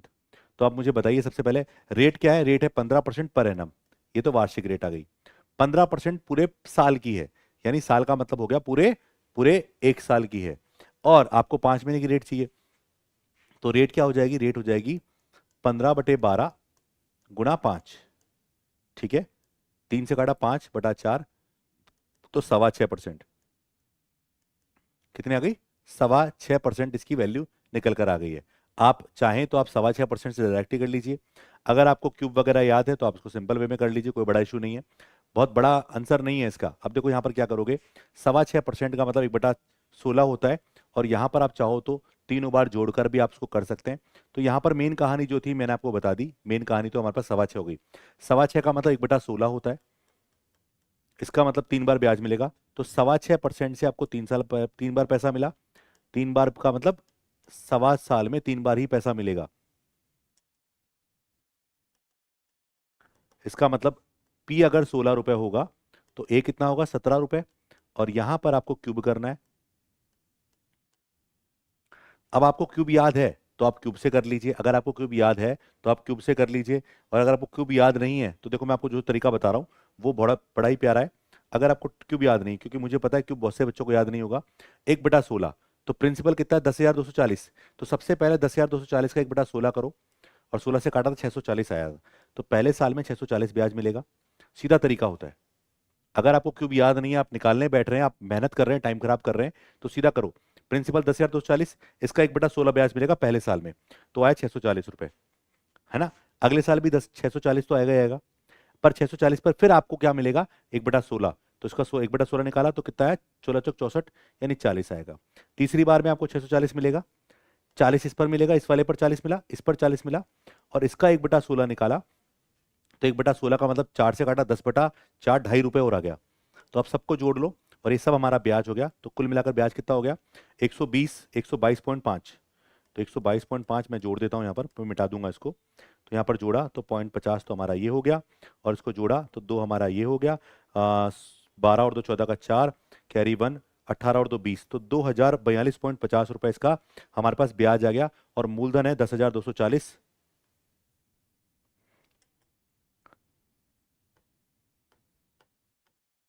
लो और जोड़ दो तो 0.50 हमारा ये, 2.50 लास्ट में किसके है, दोनों में है। 8 2 यानी 1/2282, 1/2282 कौन से ऑप्शन में, ऑप्शन सेकंड। तो ये कहानी थी। अगर आपको क्यूब याद नहीं है, अगर आपको ये वाला प्रोसेस समझ में आया, तो मैं आपसे कहना चाहूंगा कि बच्चों एक बार सभी के सभी थम्सअप जरूर करना कि सर ये प्रोसेस हमें समझ में आ गया। तो अगर आपको क्यूब याद नहीं है तो ये करना है, बट मैं आपसे कहूंगा ये बेस्ट है ये, क्योंकि वहां कैलकुलेशन काटोगे पीटोगे, वापस घूम फिर के यहीं आना है। यहाँ पर 3 कैलकुलेशन चाहिए, पहले एक बार जो सेम आएगी, फिर दूसरी कैलकुलेशन जो सेम आएगी, और तीसरी कैलकुलेशन इस पर, बस फिर इनको जोड़ना है बस, ठीक है। 21, स्थिर जल में नाव की चाल और प्रवाह की चाल का अनुपात 36:5 है। स्थिर जल, देखो आपको पता होना चाहिए कि जब नाव केवल स्थिर जल में चलती है तो उस पर किसी का फोर्स नहीं लगता है। लेकिन जब प्रवाह की चाल की बात करें, प्रवाह यानी धारा की चाल की बात करें, तो अगर वो ऐसे पानी में उतरती है जिसमें पानी की अपनी चाल है, जैसे नदी हो गई, तो नदी बहती है, तो अगर नदी में आप नाव चलाओगे और नदी की प्रभाव की दिशा में चलोगे, तो आपकी खुद की स्पीड तो चली रही है और पानी भी आपकी स्पीड बढ़ाएगा। तो अगर मैं थोड़ी देर के लिए मान लूं कि भैया शांत जल में चाल, पूछ भी किसका रहा है, समय का पूछ रहा है। तो देखो शांत जल में चाल अगर मैं देखूं, तो शांत जल में चाल अगर हमने मानी x, और प्रवाह की चाल, धारा की चाल हमने मान ली y, तो अगर दिशा में है तो चाल जुड़ जाएगी, और अगर अपोजिट में है तो माइनस हो जाएगी। तो ये 2 बातें ध्यान रखो। अब आप बोलोगे कि सर यहां तो दे रखी है ऑलरेडी, बिल्कुल 36 और 5 ही मान लो ना। तो अगर मैं बोलूं कि देखो अब दिशा में चाल अगर मैं मानूं और विपरीत दिशा में चाल मानूं, तो यहां से मैं मान सकता हूं, पर पहले क्वेश्चन पढ़ते हैं पूरा क्या है। तो यहां पर चाल का अनुपात देगा 36:5। नाव प्रवाह की दिशा में 5 से 1/6 घंटे तक चलती है और फिर वापस लौटना शुरू करती है। यानी अगर मान लो ये नाव यहां से यहां तक गई प्रवाह की दिशा में, तो वापस विपरीत दिशा में लौटना शुरू करती है। तो बोल रहा है आरंभिक बिंदु तक आने में उसको कितना समय लगेगा। तो यहां से क्या समझ में आया, यहां से समझ में आया कि डिस्टेंस सेम है। और मेरे भाई अगर डिस्टेंस सेम अगर ट्रेवल किया होता है, तो इस बात को क्लियर करो कि अगर आपने डिस्टेंस सेम ट्रेवल किया होता है, तो चाल का अनुपात और समय के अनुपात एक दूसरे के क्या होते हैं, उल्टे होते हैं। दूरी बराबर है, दूरी बराबर है, तो चाल का अनुपात और समय के अनुपात एक दूसरे क्या होते हैं, उल्टे होते हैं। तो यहां पर आप देख लीजिए कि देखो अगर मैं बात करूं चाल के अनुपात की, तो देखो दिशा में चाल क्या हो जाएगी, दिशा में चाल दोनों जुड़ जाती है, तो 36 और 5 41 हो गई। और विपरीत दिशा में चाल, 36 में से 5 गया तो 31 हमारे पास विपरीत दिशा में चाल हो गई। ये तो चाल का अनुपात हो गया। तो बताओ समय का अनुपात क्या होगा, अरे सर समय का अनुपात इसका उल्टा होता है। कब, जब डिस्टेंस कांस्टेंट है। तो 31:41 होगा, क्योंकि जब आप दिशा में जा रहे हो तो स्पीड ज्यादा होगी, स्पीड ज्यादा होगी तो समय कम लगेगा। 31 है और यहाँ 41 है। वैसे हम बात करें तो देखो नाव प्रवाह की दिशा में गई है, समय कितना है, 31/6। सॉल्व करो इसको। अब देखो ये अगर 31/6 हो जाए, इसको अगर मैंने 31/6 बोला है, तो ये क्या हो जाएगा बेटा, बटे में 6 ही तो लगा हुआ है, तो ये हो जाएगा 41/6। सीधा लिख दूं तो एक्चुअल समय विपरीत दिशा में समय कितना लग रहा है, 6×36, 6 से ही 5/6 घंटे। ये लो। तो कोई मेथड नहीं है, कुछ याद नहीं करना, कुछ रटना नहीं है, और ये इसका आसान तरीके से आंसर निकाल लिया। क्वेश्चन नंबर 21 में आंसर आया 2। चलिए क्वेश्चन नंबर 22 की बात करते हैं। यदि कोई दुकानदार एक वस्तु को, ये तो शायद रिपीट हो गया क्वेश्चन हमारे, ठीक है, सिमिलर क्वेश्चन आ गया। इसका आंसर हमने निकाला था 8,250, पहले भी आ चुका है। क्वेश्चन नंबर 23, एक समचतुर्भुज का एक विकर्ण दूसरे विकर्ण का 65% है। समचतुर्भुज का एक विकर्ण जो है बच्चों, दूसरे विकर्ण का क्या है, 65% आपको बोला गया है। उस वर्ग के क्या बोला, इसके लंबे वाले विकर्ण को भुजा मानकर एक वर्ग बनाया जाता है, तो उस वर्ग का क्षेत्रफल और समचतुर्भुज के क्षेत्रफल का अनुपात क्या होगा। उस वर्ग के क्षेत्रफल का समचतुर्भुज के क्षेत्रफल का अनुपात क्या होगा, ध्यान रखिएगा। ठीक है, तो पहले वर्ग उसके बाद समचतुर्भुज। तो सबसे पहले देखो एक बार, एक समचतुर्भुज हमारे पास है। अगर इसका लंबा विकर्ण जो है ये है, छोटा विकर्ण ये है, तो बोला इसका एक विकर्ण दूसरे विकर्ण का 65% है, यानी बड़ा विकर्ण 100 होगा तो ये 65 होगा। मान लेंगे ऐसे, भाई ये विकर्ण की लंबाई 100 मान ली, तो ये विकर्ण 65 हो गया, और इस पर एक वर्ग बनाया गया, ये वर्ग है हमारे पास। ठीक है, तो इस वर्ग की भुजा भी क्या होगी, 100। अब देखो बहुत सारे बच्चे कुछ अलग अलग कहानियां लगाएंगे इसको करने के लिए, पर ऐसा नहीं है। आपको उसको करना कैसे, बहुत प्यारे तरीके से करना है। उस वर्ग का क्षेत्रफल, उस वर्ग के क्षेत्रफल का समचतुर्भुज के क्षेत्रफल का अनुपात क्या होगा। तो वर्ग का क्षेत्रफल क्या होता है बेटा, भुजा इंटू भुजा, तो 100 गुणा 100 वर्ग का क्षेत्रफल। ठीक है, और दूसरा क्या है, समचतुर्भुज। समचतुर्भुज का क्या होता है, 1/2 इंटू विकर्णों का गुणनफल। विकर्ण कितना है, एक तो 100, दूसरा कितना है 65। ये लो भाई, 65% बोला तो 100 ये होगा, तो ये 65 हो जाएगा। ये 100 से 100 कट गया। ठीक है, 13 से काटा 5 से काटा 20, और 5 से काटा 13, तो यहाँ पर 2 ऊपर चला गया, तो 40:13 इसका राइट आंसर हो गया, option 2। Question number 24, successive question है आपका ये क्वेश्चन जो है बेटा सक्सेसिव के ऊपर क्वेश्चन है, और ये क्वेश्चन बड़ा ही प्यारा है। इसको तो कर लेते हो, आपने कई बार देखा होगा ना। कमेंट भी करते रहो साथ के साथ, क्लास को लाइक भी कर लो भाई, क्लास को लाइक भी कर लो, लाइव चल रहा है ये। एक संख्या में पहले 20% की वृद्धि की गई, फिर बाद में 15% की कमी की गई। प्राप्त संख्या मूल संख्या से 64 अधिक है, बढ़ गई संख्या, तो मूल संख्या ज्ञात करो। तो देखो ऐसे क्वेश्चंस को करने के लिए पहले 100 मान लो। 100 में पहले 20% की वृद्धि हुई, तो प्लस का 20%, तो कितना हो जाएगा, 120 हो जाएगा, है ना। फिर उसमें 15% की कमी की गई, तो इसका 15% निकालूंगा। 15% क्या होता है, 3/20, तो 20 से काटा, तो इसको 15% निकालोगे 18 हो जाएगा, तो 18 कम किया तो 102 हो गया। भाई इसका 20% 20 ही हुआ, और यहां पर 15% कितना हुआ, 18, वो कम किया तो कितना है, 102। तो अगर आप इसको देखोगे तो शुरुआती संख्या 100 है, मूल अंतिम संख्या 102 है, तो यहां पर वृद्धि कितनी हुई, वृद्धि हुई +2 की। और प्रश्न के हिसाब से 2 का जो मान है बेटा, वो इस 2 यूनिट का मान आपको दे दिया उसने 64, और मुझसे पूछ रहा है 100 का मान क्या होगा।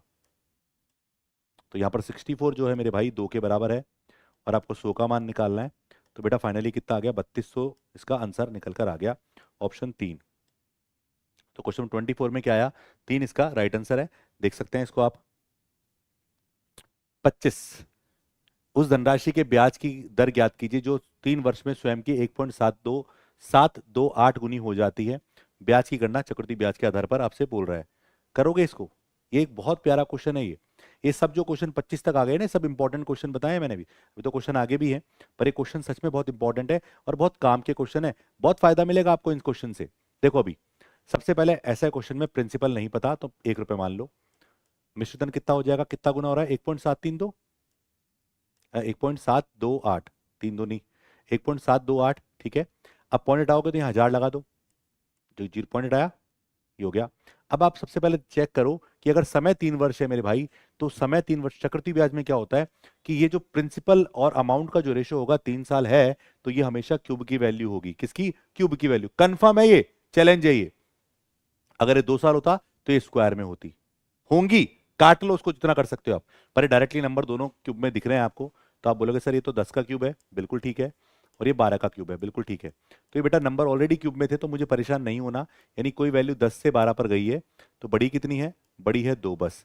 10 से 12 हुई तो बड़ी 2 है, तो यहाँ पर रेट आप निकालोगे तो आप बोलोगे सर 2 रुपए की वृद्धि हुई 10 पर, तो 2/10 कितना परसेंट होता है, सब जानते हैं 20% होता है। और बिल्कुल आप सभी जानते हैं क्योंकि आपने कहीं ना कहीं से तैयारी की होगी, तो वहां पर ये सब बेसिक बातें तो आपको सिखाई गई होंगी। तो देखो क्या आपको समझ आया, मजा आया। 26 देखते हैं क्या कह रहा है। डेविड को एक कार को 1,95,000 में बेचने पर 30% का लाभ होता है। यदि वह इसे 40% लाभ पर बेचने का इच्छुक हो तो कार का विक्रय मूल्य कितना होना चाहिए। अब इसको 2 तरीके से कर सकते हैं। देखो पहला तो देखो सीधा सीधा क्या है कि अगर हम देखें, भाई मुझे पता है कि कार का क्रय मूल्य 100 रुपए माना, तो मुझे सबसे पहले 30% का लाभ हो रहा है, तो मैं इसको 130 में बेच रहा हूं। पर मेरी इच्छा किसमें है, इसको 40% लाभ में बेचने पर है, 140 में बेचने की इच्छा है। तो आप इसको क्या कर सकते हो, अरे सर 130 का मान दे दिया उसने ऑलरेडी, 1,95,000, और वो 140 का मान पूछ रहा है, अधिक, देखो इसमें क्वेश्चन दो बनते हैं। पूछ रहा है उसका विक्रय मूल्य क्या होगा, कई बार पूछता है बताओ विक्रय मूल्य कितना होना, ज्यादा होना चाहिए, यानी अभी का जो विक्रय मूल्य उससे कितना ज्यादा होना चाहिए। तो यहाँ पर 1,95,000 सीधा सीधा 130 के बराबर है, और आपको 140 का मान निकालना है। तो 0 से 0 कट गई, 13 से काटा 15 बार, 210 हमारा होता है, तो 2,10,000। तो ऑप्शन सेकंड। तो ये क्वेश्चनों को पढ़ो आप, बहुत फायदा मिलेगा आपको इन क्वेश्चन से। 27, एक परीक्षा के लिए 15 लड़के और कुछ लड़कियां उपस्थित हुई। 15 तो लड़के हैं और कुछ लड़कियां उपस्थित हुई। लड़कों का औसत स्कोर 26 था, लड़कियों का औसत स्कोर 36 था, जबकि संयुक्त औसत स्कोर 30 था। क्या एलिगेशन लग रहा है यहाँ पर, सोचो एक बार। भाई ग्रुप देखो, एक ग्रुप का एवरेज स्कोर कितना है 26, एक ग्रुप का एवरेज स्कोर कितना है 36, जबकि पूरी क्लास का कितना है 30। तो लो, तो देखो बॉयज की बात करें तो मेरे बच्चों बॉयज का एवरेज स्कोर कितना है 26, गर्ल्स का एवरेज स्कोर कितना है 36, जबकि सभी का एवरेज स्कोर कितना है 30। तो 36 माइनस 30 यानी 6, 30 माइनस 26 यानी 4। तो यहाँ पर अनुपात आ गया 3:2। यानी लड़के अगर 3 है तो लड़कियां कितनी है 2 हैं, जबकि लड़के 3 नहीं है, लड़कों की संख्या कितनी दे रखी है, लड़कों की संख्या 15 दे रखी है। तो 3 का मान अगर 15 है मेरे भाई, तो इसका भी कितना गुना, तो यहाँ पर 5 गुना है। तो लड़कियां कितनी हो गई, 5 दूनी 10 लड़कियां हो गई, ऑप्शन ए। तो ऐसे क्वेश्चंस को आप इस तरह से करिए, प्रैक्टिस में लाइए, थोड़ा सा सीखिए कि क्वेश्चन की कहानी क्या बोलना चाह रहा है। चलिए 28, अभी किस्त वाले क्वेश्चन शुरू की जो शिफ्ट थी ना, शुरू की कुछ शिफ्ट थी उसमें सीआई के क्वेश्चन आपसे पूछे गए थे किस्त के ऊपर। ये किस्त वाला क्वेश्चन आपके सामने है, पढ़ो। किस्त वाला क्वेश्चन अच्छा लगे तो जरूर कमेंट करिएगा, ये इंपॉर्टेंट भी बोल देता हूं मैं, आने वाली शिफ्टों में आपको मिल सकता है। किस्त के क्वेश्चन शुरू में 3-4 शिफ्टों में मैंने देखे हैं, पूछे बच्चों से। 8,925 रुपए का ऋण दो समान अर्धवार्षिक किस्तों में चुकाया जाना है। दो समान अर्धवार्षिक किस्त, यानी इसका मतलब है एक साल में 2 बार आपको चुकानी है किस्त, आपसे बोल रहा है। चुकाया जाना, यदि ब्याज अर्धवार्षिक रूप से 8% प्रतिवर्ष की दर से संयोजित किया जाता है तो प्रत्येक किस्त की राशि ज्ञात करो। चलो, तो दो अर्धवार्षिक किस्तों में सबसे पहला यहां पर जल्दबाजी नहीं करनी है, तो रेट जो होगी वो 8% नहीं होगी, वो आधी हो जाएगी 4%। अब आप पूछोगे क्यों, अरे मेरे भाई ये 8% जो है ना प्रतिवर्ष है, यानी ये 8% जो पूरे साल की किराया है। यानी कई बार बोलते हैं ना कि किराया हम कितना लेंगे मकान मालिक हमसे, 8% साल का लेगा, पर हमें देना तो 6 महीने में, तो हम आधा ही देंगे 4%। अब बताओ 4% का मतलब कितना होता है सर, 1/25 होता है। इसका मतलब ये होता कि 25 रुपए अगर मेरा ऋण होता, कर्जा होता, तो मैं 25 में 1 रुपए का ब्याज देता तो 26 रुपए चुकाता, यानी 25 रुपए के लिए किस्त कितनी देता 26 रुपए, पर एक साल की वजह से होता ही, मतलब पहली किस्त की वजह से होता। अगर किस्त 2 बार देनी है तो आप 25 का स्क्वायर करिए तो 625, और 26 का स्क्वायर करिए, अगर 2 साल का होता तो 676 आपको चुकाना पड़ता, यानी प्रिंसिपल अमाउंट ऐसे होता। पर आपको हर साल अमाउंट क्या है सेम देना है, तो अमाउंट जो है वही आपकी किस्त है यहाँ पर, तो आपको हर साल का अमाउंट जो है सेम रखना है। ये प्रिंसिपल अमाउंट होता है वैसे नॉर्मली 1 साल में 2 साल में, लेकिन यहाँ पर आपको हर साल आपको क्या करना है, अमाउंट सेम रखना है, यानी किस्त सेम रखनी है। तो इसको बेटा 26 से गुणा करो, तो ये 26 गुणा किया तो ये भी 26 गुणा करो।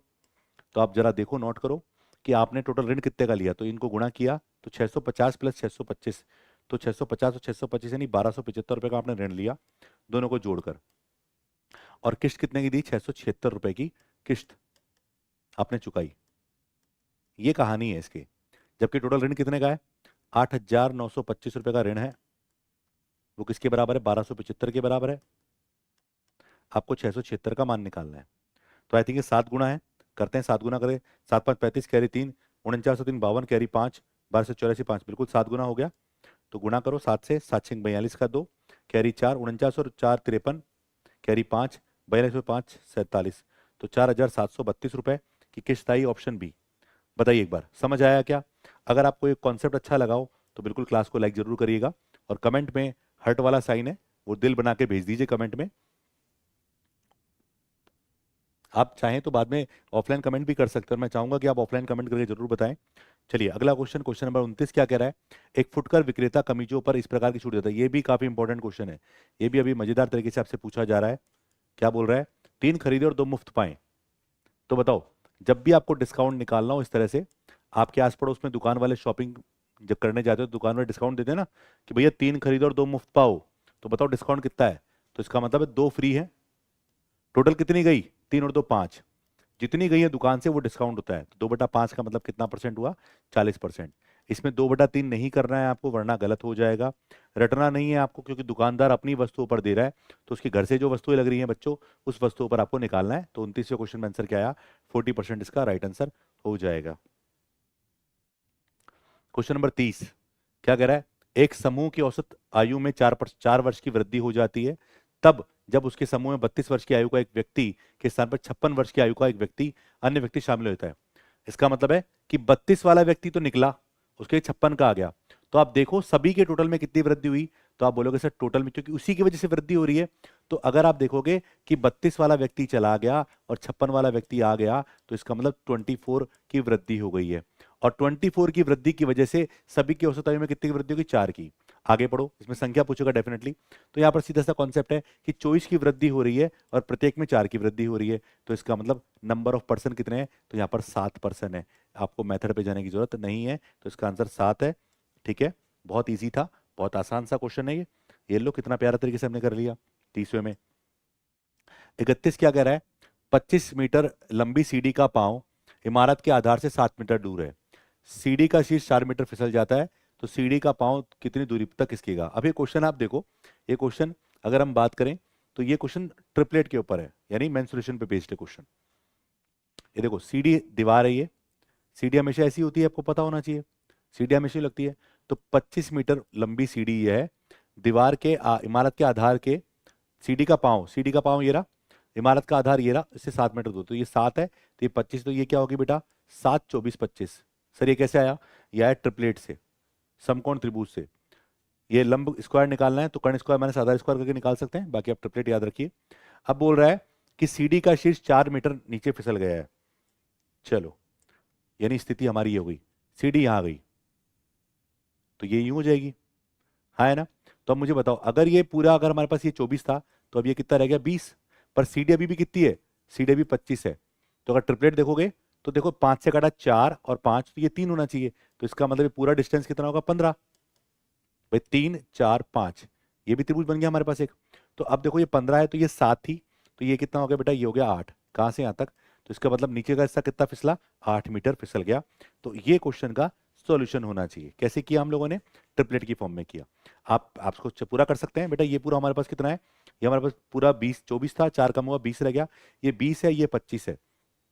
तो ये 25 20 आधार निकालना है आपको, ट्रिपलेट लगाइए, 25 का स्क्वायर माइनस 20 का स्क्वायर 625 माइनस 400, यानी 225, 225 का रूट क्या होगा 15 होगा। तो इस क्वेश्चन नंबर 31 का आंसर 15। पर 15 पूछ क्या रहा है कितना फिसलेगा, तो फिसला केवल 8, क्योंकि 7 तो पहले से ही था, 7 दूरी पर तो था और फिसल के 8 मीटर आगे चला गया। 32, एक कक्षा में 29 लड़के और 21 लड़कियां हैं। गणित में लड़कों का औसत स्कोर 89 है, 89 है, और जबकि लड़कियों का औसत स्कोर 91 है। तो पूछ रहा है गणित में पूरी कक्षा का औसत अंक क्या है। अब आपको नेट निकालना है। सुनो, ऐसे क्वेश्चनों को दो तरीके से कर सकते हैं, एक तो पूरा मेथड कैलकुलेशन करो, 29 लड़के हैं, गर्ल्स कितनी है 21 है हमारे पास, और अगर हम बात करें तो यहाँ पर ये तो नंबर ऑफ स्टूडेंट्स है, और मैं मार्क्स की बात करूं तो मार्क्स इसका बॉयज का 89 है और गर्ल्स का कितना है 91 है। आपको एक बात पता होनी चाहिए कि स्कोर इन दोनों के बीच में होगा। सबसे पहली बात तो ये सीखो आप, स्कोर इन दोनों के बीच में ही रहेगा, कभी इससे आगे पीछे नहीं जाएगा। 89 से कम कोई भी नहीं होगा, देखो ऑप्शन भी सारे ऐसे हैं, 89 के बराबर भी नहीं होगा, ये दोनों ऑप्शन तो कभी नहीं हो सकते, 89 और 91 तो नहीं हो सकते, इनके बराबर नहीं होगा, इनके बीच में होगा हमेशा। ये बात सीख लीजिए, बहुत काम आती है एग्जाम के अंदर। अब इसका आंसर नेट निकालना है तो कैसे निकालोगे, बहुत प्यारा तरीका बता रहा हूं।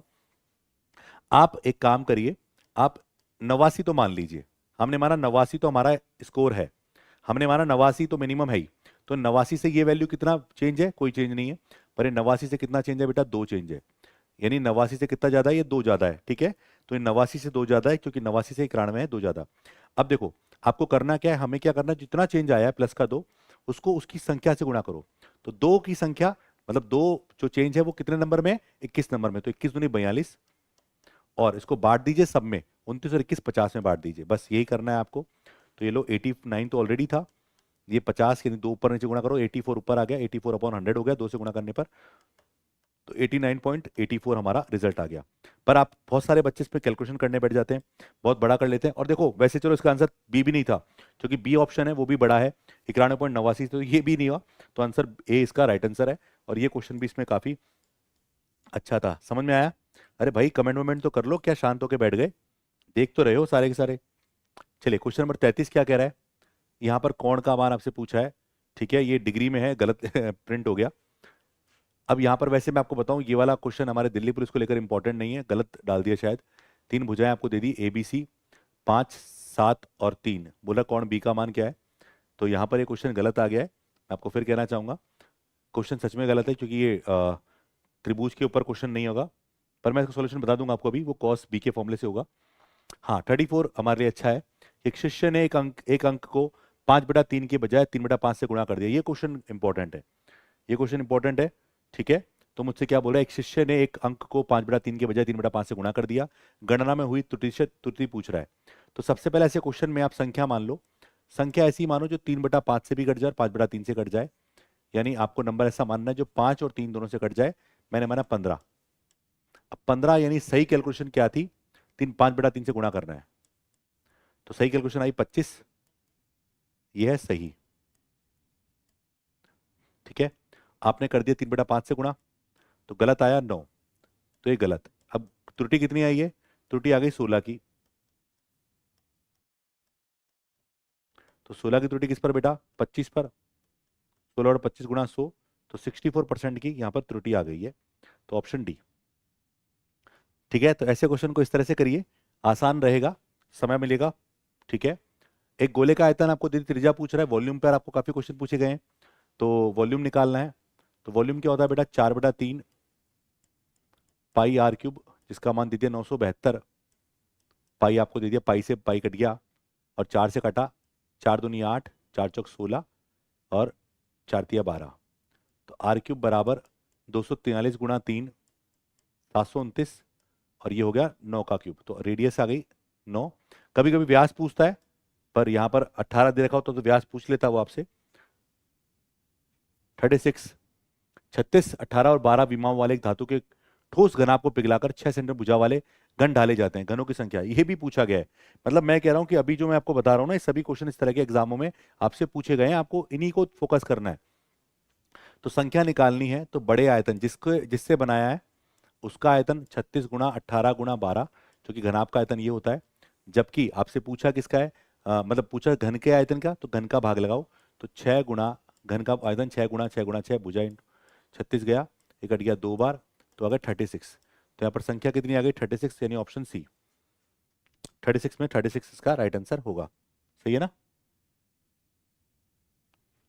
37, ए किसी कार्य को 12 दिन में पूरा कर सकता है, बी उसी काम को 36 दिन में पूरा कर सकता है, तो मिलकर पूरा करवाना है। तो देखो ये 3 यूनिट काम करता है, ये 1 यूनिट काम करता है। भाई सबसे पहले 12 और 36 बोला है, तो सिंपल क्वेश्चन है, तो आपको आता होगा। तो ये भी पूछा जा रहा है अभी 12, 36, तो अब देखो दोनों मिलकर जो काम करेंगे वो कितना यूनिट काम करेंगे? तो 3 और 1 4 यूनिट काम करेंगे। करना कितना काम है? 36 काम को 4 की स्पीड से करोगे, तो यहाँ पर 9 डेज,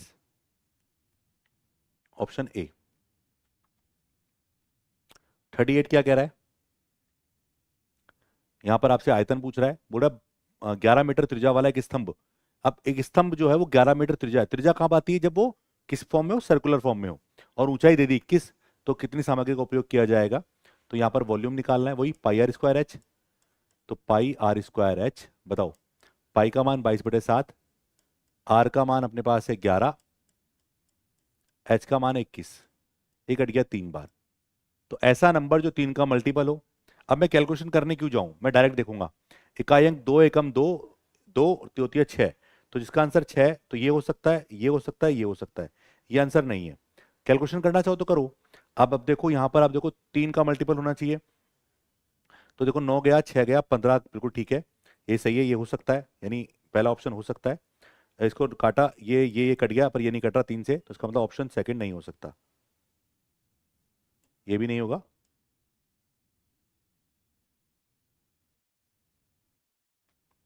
पहला हुआ, दूसरा नहीं हुआ, तीसरा पहले ही हट चुका है। 8, देखो 6 कट गया, तो एक एक इसको दे दिया, तो 5 बचेगा, ये भी नहीं होगा, तो इसका मतलब ऑप्शन डी भी नहीं होगा। आंसर क्या बचा? ए। तो ऐसे आप अपना समय बचा सकते हैं, ये सब चीजें आपको प्रैक्टिस करने से आएंगी, और ऐसे ही क्वेश्चन आप जब एग्जाम में करेंगे तब आपको फायदा मिलेगा।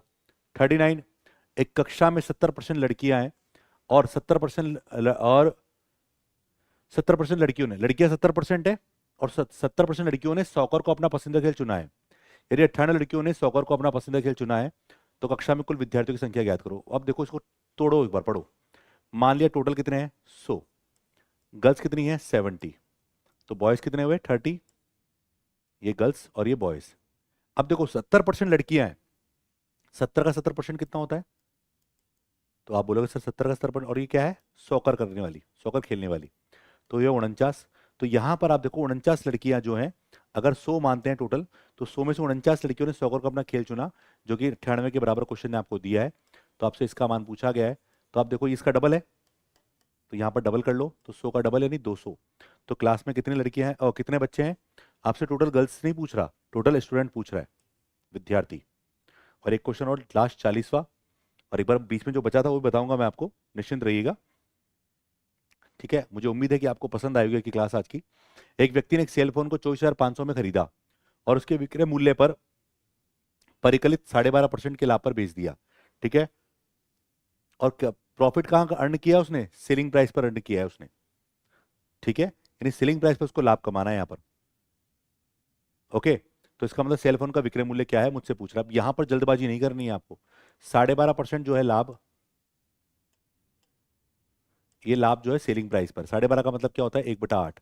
यानी इसका मतलब ये है कि अगर मैं सेलिंग प्राइस 8 रुपए मानता हूं, तो यहाँ पर प्रॉफिट कितना होगा 1 रुपए का, तो कॉस्ट प्राइस कितना होना चाहिए 7 रुपए का। यहाँ पर इसको ध्यान रखना है, यहाँ पर 8 और 9 नहीं करना है आपको, ठीक है, वरना गलत हो जाएगा। तो यहाँ पर आप देखो ये वाली जो कहानी है ना मेन, कि 8 रुपए पर देखो क्या बोल रहा है, विक्रय मूल्य पर परिकलित, विक्रय मूल्य पर काउंट किया उसने, तो 8 रुपए पर 1 रुपए का लाभ कमाया, तो 8 रुपए में 1 लाभ कमाया, तो क्रय मूल्य 7 होगा, और 7 का मान है 24,500 रुपए। 8 का मान आपसे पूछ रहा है, तो यहाँ पर एसपी पूछ रहा है, तो बताइए 24,500 रुपए क्या 7 से कट जाएंगे? बिल्कुल कटेंगे, और आपको 8 का मान निकालना है, तो 7 या 21, 7 5 35, तो 35 70 200 28,000 रुपए। तो आया ऑप्शन सी। तो क्वेश्चन नंबर 40 में क्या आया? सी इसका राइट आंसर है। और एक बार जो क्वेश्चन मेरा बचा हुआ था, कौन सा वाला?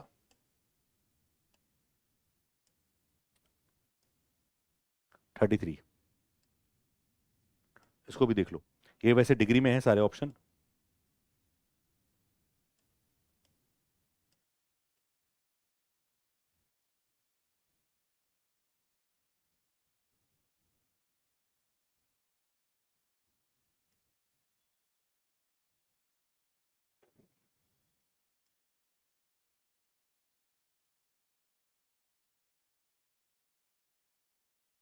ये है, तो यहां पर इसका जो फॉर्मूला होता है, पहले आपको कौन बी निकालना है, तो कॉस बी बराबर A² plus C² minus B² upon 2CA।